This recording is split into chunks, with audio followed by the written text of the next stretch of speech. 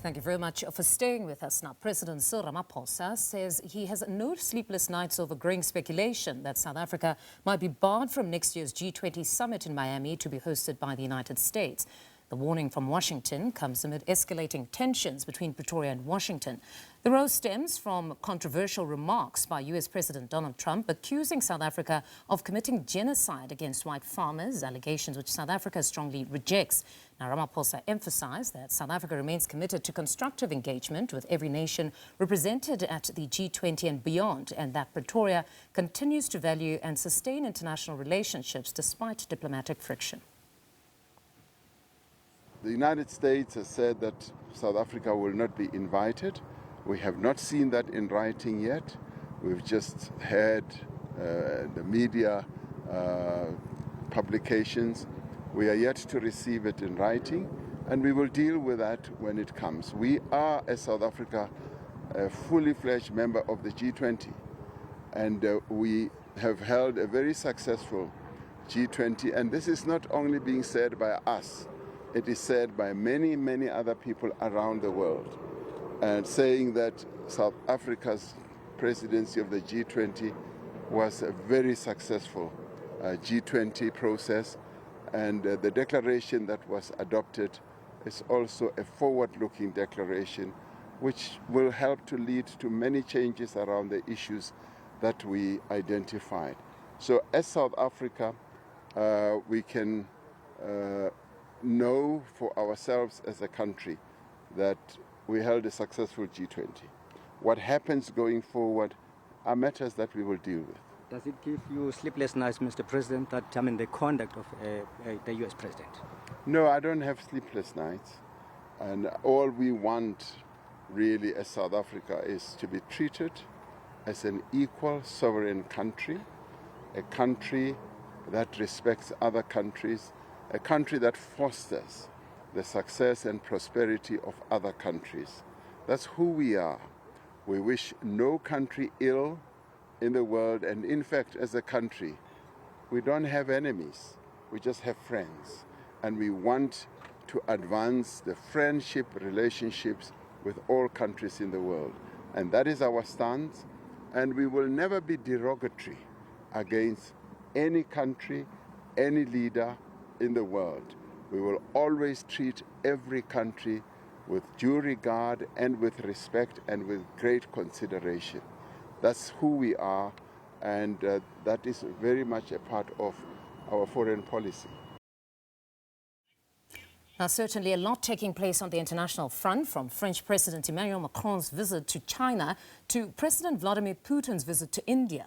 Joining us to unpack some of the international developments and help us make sense of their significance on the broader global stage is SABC News specialist correspondent Sophie Mokoena. Good afternoon, Sophie. Thank you very much for joining us. Now, one almost doesn't know where to start, but I must say the state visit by Emmanuel Macron has seen the media space littered with opinion pieces and analysis on exactly its significance at a time when Europe's uneasiness with China's growing economic superiority is becoming more pronounced. Just talk us through this visit and its significance. It's quite important when you look at what's happening on the global stage as it relates to the World Trade Organization losing influence and some countries violating the protocols within the World Trade Organizations. I'm talking here about the United States of America taking a decision to impose unilateral tariffs on many countries, including both France and also China. And therefore, this is quite important because when you look at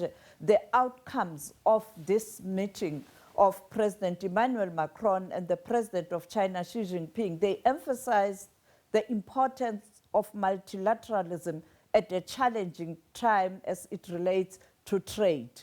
And therefore, I think both leaders are sending a message that much as there's this confusion, much as there's this trade war waged by America against many of us, we have to stay the course, continue to engage at multilateral level and support multilateralism.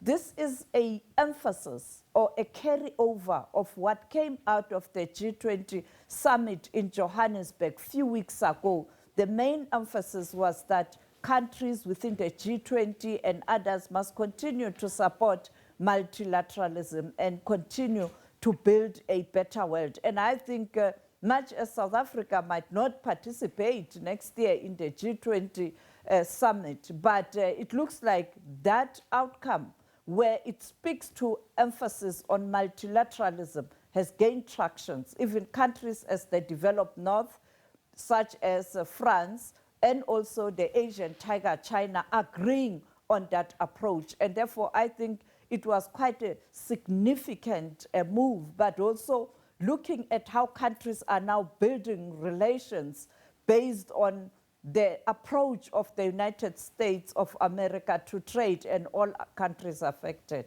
Now on to Russia and India, two BRICS nations meeting in India. Of course, President Putin's last visit to India was before the significant geopolitical shifts we're witnessing. This was, of course, among others, before the war in Ukraine, which saw attempts to isolate Russia, and before India's own trade tensions with the United States, which have led to the most punishing import tariffs imposed on them. Now, with that said, how significant is such a meeting of these two BRICS nations? Again, quite an important one. Asia, again, hosting a country such as Russia, the Russian Federation president, expected to touch down 3:30 our time in India. Quite an important one. He did indicate before departure from Russia, where he had an engagement with a broadcaster from India in terms of the importance of this visit based on trade, politics, and defense. And therefore, you can see again the two powerful countries meeting, because there's space for such alliances, because the United States of America, that is supposed to lead the world, is found wanting at this moment. And therefore, any country is working towards positioning itself as a voice of reason. And people are forming alliances, focusing on building trade relations.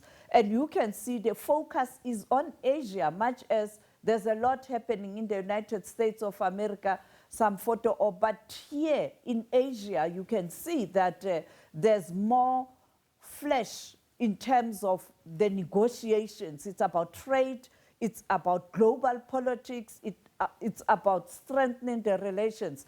And the coincidence is that you have India, a South-South country, who must speak on behalf of South-South when India is engaging with other countries, but also the two BRICS member states speaking in one voice.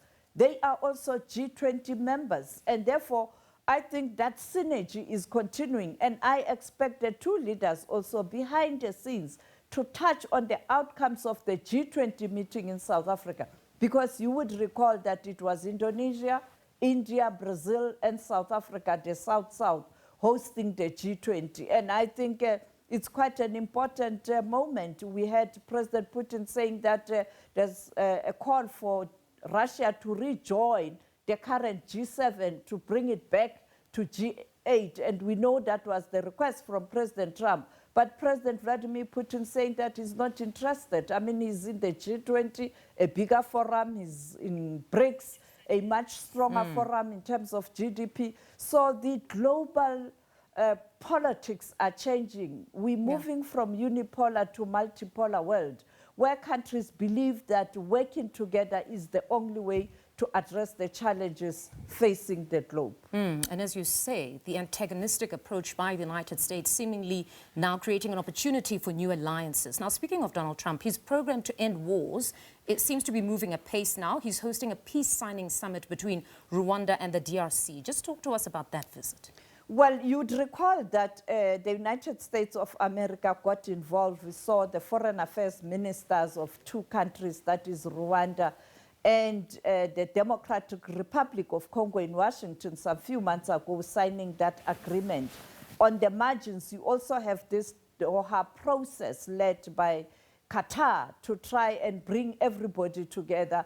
You talk Rwanda, the DRC, including the M23 rebels. But this one, you don't have M23 rebels represented.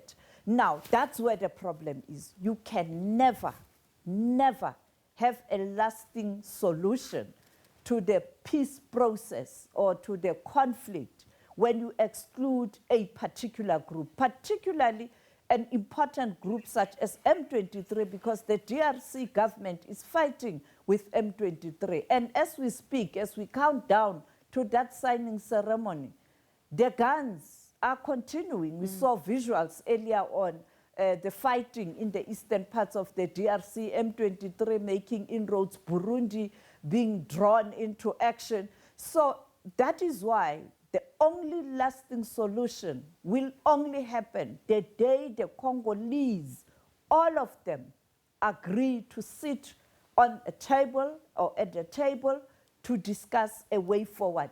Other countries can try, but you'll never find a lasting solution with only focusing on Rwanda and the DRC. It's part of the problem that you have to resolve, but if you don't resolve a problem that's engulfed the Congolese themselves, you are not going to find a solution. So again, perhaps the old adage from Thabo Mbeki that African problems will need African solutions, if you will. Now, from peace facilitator to now expressing the most unbelievable level of contempt on Somalis. This was Donald Trump. What do you make of just what we heard there, where he went on to say that, as far as he's concerned, Somalians in the United States contribute nothing? They've actually destroyed America. It's left so many shocked at this point. What do you make of that? That you've got this man on one end being a peace facilitator and then going to express this level of contempt for a community in the United States? It's not only Somalia that finds itself on the receiving end from President Trump. I mean, South Africa, you talk Brazil, whether you're talking Nigeria, it's the similar approach. He is a good businessman, a transactional leader, but it looks like he lacks political acumen, and particularly diplomatic acumen. And because this is problematic in a sense that he has invited leaders of the regions of Africa for this signing ceremony. You have the president of Angola, who represents AU, who is there. He excluded SADC. You'd recall SADC currently is led by South Africa. He has invited the president of Kenya, representing the East African nations and others. Now, Somalia is a member state of East Africa. I want to see how is the president of Kenya, William Ruto, going to respond to this, because a member state has been attacked. Yeah. Will he be smiling and enjoying photo op when a member state was ridiculed by the person who is a host? I think these are the questions Africans must ask themselves as we look at our own leadership on the continent, because I expected the East Africa region, whoever is leading that region, and that's Kenya, to have issued a statement in defense of Somalia. But let's wait and see. Let's wait and see indeed, Sophie, if they will actually condemn that kind of a statement referring to a community as garbage. But thank you very much, as always. That's SABC News Specialist Correspondent Sophie Mokoena, just taking us through the developments on the international stage. More news on the other side of this break. Do stay with us.